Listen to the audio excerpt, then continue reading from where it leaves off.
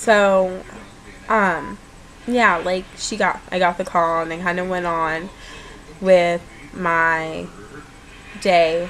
Like, I went to work crying, and I left because I couldn't handle it. And I think, I mean, the reason I think it hit me so hard, even though I wasn't super close to Seneca, I mean, a lot of my friends that had worked at the casino longer than me were, I think it was because I didn't deal with my mom's death, and I had kind of pushed it aside, and I was still pushing it aside.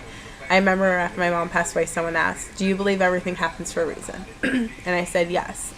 I have never lost anybody in my life, and I said, I think it needs to be done because as heartbreaking as it is, and as much as it still hurts, and I know it always will, there are a lot of opportunities I've been given that I would have never received if she hadn't passed away. And it's easier for me to leave and move now because I don't have to worry about her and worry about her health when I'm gone.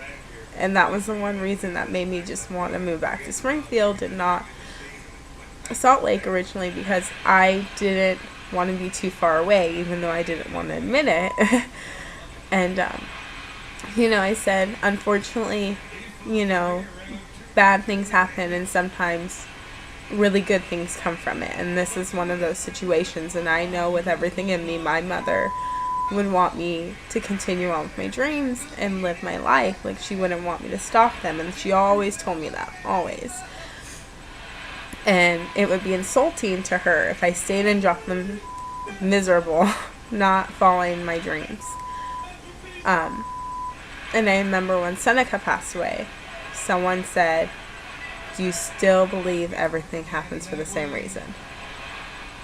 Everything, I mean, happens for a reason. I'm sorry. And I said, I just kind of sat there, and I said, well, I do. And I said, I can't tell you why it had to happen for everybody else. I don't know everybody else's reason, I know that my mom's death taught me to cherish people a lot more than what I had, and Seneca taught me to live my life to the fullest, because Seneca was the guy that lived his life to the fullest. And it also taught me to never leave things unsaid that are important to you, because, there was something I wanted to say to Seneca that I never got to say. So, I did. I told my coworker I do. And I believe that, if Seneca didn't pass away, it would have never forced me and threw death in my face like that to deal with my mom's death. And it never, I never would have. And, who knows what could have happened if I continued to bottle things up like that. And so, a lot of things went down that weekend. It was really tough. Like, I don't think I'll ever forget it. I know I never will. I'll never forget. I remember I forced myself to do everything. Like, when it came to my mom's service, I rushed everything because I had never dealt with that. And I didn't really want to. I just wanted to get over with and move on.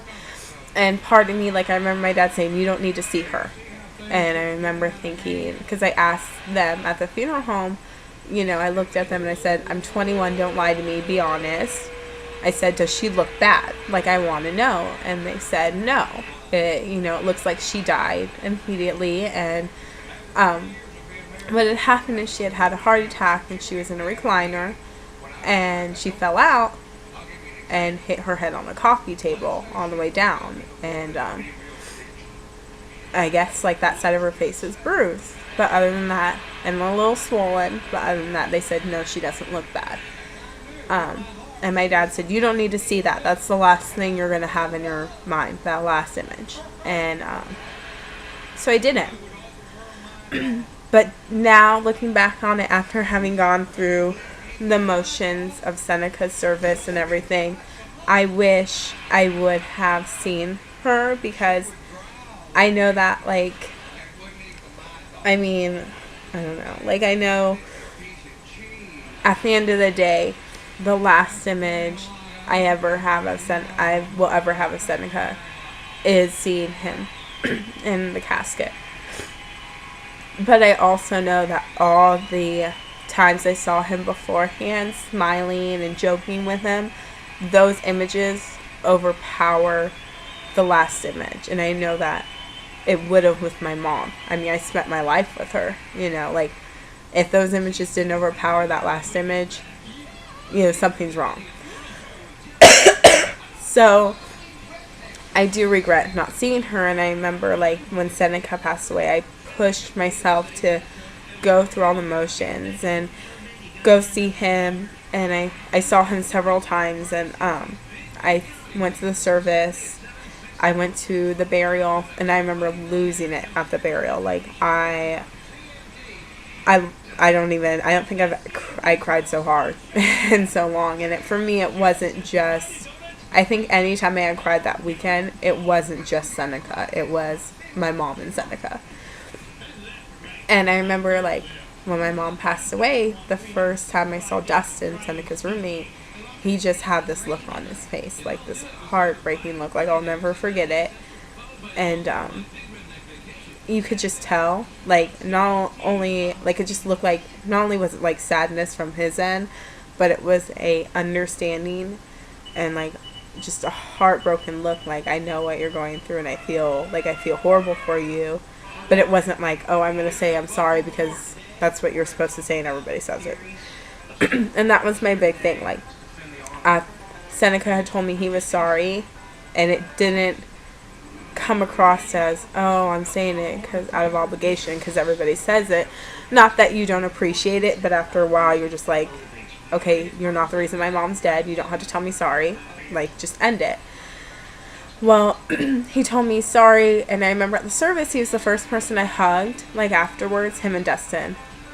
And he hugged me, and he towered over me, and I just kind of stood there, and I said, I'm okay, I just kind of whispered, I was like, I'm okay, and he hugged me even tighter, and I felt like he was going to, like, break my bones, and at that point, I just wanted to cry. Like, if nobody else had been around, I probably just would have broke down in his arms, because it was the same kind of understanding I got from Dustin, which was, I understand. Like, I mean, I can't explain it, but it was just a understanding, like, I get what you're going through. And, like, that was it. And I just, like, nobody else kind of conveyed that the way they had. And I remember, like, at the service, at Seneca's service, I went up and talked to Dustin, because I hadn't really seen him since my mom's service, and we hugged, and he gave me the same hug, and I about lost it. Like, I just wanted to lose it, but I was like, nope, I'm going to keep it together. But it was just the same kind of hug, and it was just so heartbreaking, because at that point, you're connected with someone, and you're connected in a way that you never want to be. Like, I have so many people that have told me that they've never experienced death, and I'm just like, well, you're lucky. Like, consider yourself very blessed, because it's a horrible thing to experience, especially at this age, I think at any age, I don't know what I'm talking about, it's a horrible thing to experience in general,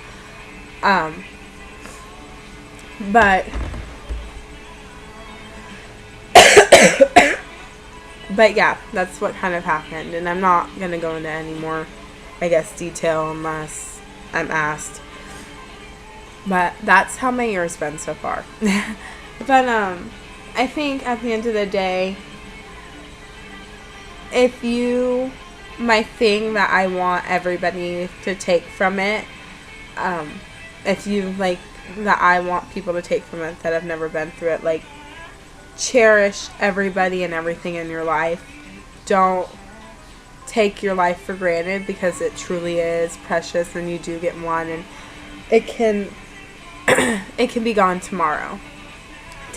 Don't take it for granted, and hold on to what you care about, and the people that care about you, cherish them and treat them amazingly, and don't ever think that tomorrow is guaranteed, because it's not. unfortunately, it can be taken from you like that.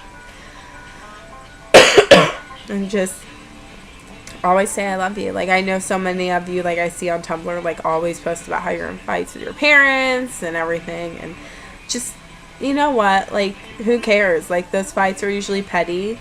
Like, just suck it up. Call your parents. Tell them you love them. And end the fight. Because your parents are usually the ones who love you unconditionally. Like, I used to put my mom through hell. Like, I don't know how she still loved me. But everybody tells me it's the mom. But there are sincerely times I'm like, how do you still, like, I just wanted to be like, how do you still love me? Like, I was the worst child. Like, I was the worst teenager. I wasn't even a bad kid. My teenagers were horrible. And just always, never leave things unsaid. Like, there were so many things I wish I would have said to my mom, too. And, I remember after she died, thinking of so many things that, like, I didn't even ever think to say that I wish I would have said, and I didn't get the chance. Like, for instance, my mom, like, when she passed, I had been, sorry, I don't know if you want to call it sober or whatever, but I had gone 5 months without binging and purging and restricting, and I was genuinely doing good, and she did not know that. And my dad said that she used to call him all the time, and say how much she was worried about me and how stressed she was because she didn't know how I was doing because I wouldn't always call or stop by. And, I wish I would have let her know that, and I wish so she didn't have to worry. Like, I wish I would have let her know that I was happy, and I was truly getting to happiness, and I still am. And that, I hadn't binged or purged, and I hadn't restricted, and I hadn't cut or done this or that in 5 months, and I wish she would have gotten to know that before she passed away. So, I just want you guys to take from it, like I said, just cherish who you have, cherish what you have, love the people who treat you right, and don't take life for granted. Live every day like it's your last. Because you'll never know. You never know. And that's the worst thing about death is you never do know. So, but yeah, that's pretty much what happened. That's the full story. I'm surprised I made it through this without crying. I'm proud of myself. But I'm sure there'll be a video here too about my mom every once in a while, because it's not done. You're never really done with grieving. It's only been 2 months. So yeah, well, that's it. If you guys have any other questions, you guys are always more than welcome to ask on Tumblr and stuff. Yeah. Bye.